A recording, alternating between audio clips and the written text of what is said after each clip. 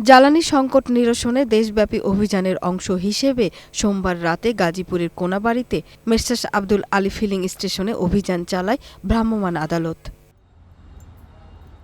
এ সময় অবৈধভাবে মজুতকৃত ২৮,৫২১ litre diesel, ৫,৪১৯ litre octane জব্দ করা হয়।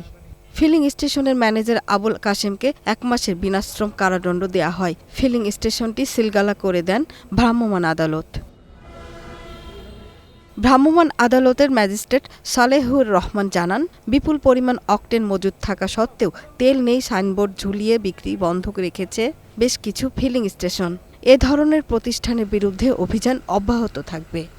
ভোক্তা অধিকার সংরক্ষণ আইনে ৪৫ ধারায় যে অবৈধভাবে জ্বালানি তেল যে সংরক্ষণ করেছে এই জন্য তাকে ১ মাসের বিনাশ্রম কারাদণ্ড প্রদান করা হয়েছে। চট্টগ্রামের সীতাকুণ্ডের সলিমপুর ইউনিয়নে বন্ধ থাকা কয়েকটি ফিলিং স্টেশন থেকে ৩৩,০০০ লিটার তেল জব্দ করা হয়েছে।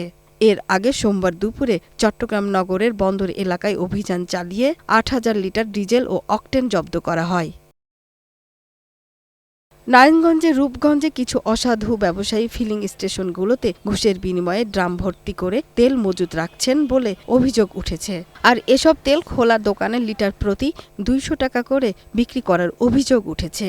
মানে করণীয় কি করবো, ৪ পাম্প ঘুরে আইছি, ২০০ টাকা বাড়ি লিটার তেল বিক্রি করতেছে দোকানদাররা। পাম্পে ঘুরতেছি, কোথাও অকটেন পাওয়া যাচ্ছে না, কিছু কিছু পাম্পে পেট্রোল দিচ্ছে, তাও খুবই সীমিত পরিমাণ। রূপগঞ্জ উপজেলা সহকারী কমিশনার ও নির্বাহী ম্যাজিস্ট্রেট ফরিদ আল সোহান বলেন, কেউ অবৈধভাবে জ্বালানি তেল মজুত করতে চাইলে তার বিরুদ্ধে ব্যবস্থা নেওয়া হবে।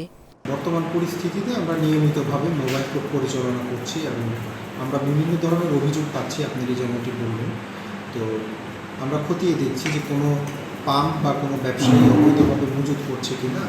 পাবনার সাথিয়ায় গোপীনাথপুর বাজারে অভিযান চালিয়ে ৩৬৮ লিটার ডিজেল ও ১৫৬ লিটার পেট্রোল জব্দ করেছে উপজেলা প্রশাসন। এ সময় অবৈধভাবে জ্বালানি তেল মজুদের অভিযোগে ২ ব্যবসায়ীকে মোট ১০,০০০ টাকা জরিমানা করা হয়। সুরাইয়া অনু, গ্রিন নিউজ ডেস্ক।